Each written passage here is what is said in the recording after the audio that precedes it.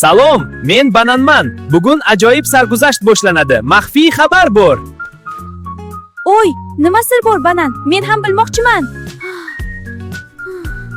Salom do'stlar, qanday qilib sirni topamiz? Bu qiziqarli bo'ladi. Mana, sirli yo'l shu tomonda. Keling sinab ko'ramiz.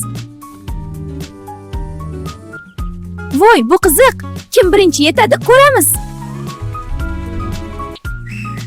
Kim tezroq yetadi? Bodom yoki yong'oq? Menman, albatta. Yonman. Bu yo'l xavfli ko'rinadi. Lekin qiziq ham. Xavotir olmang.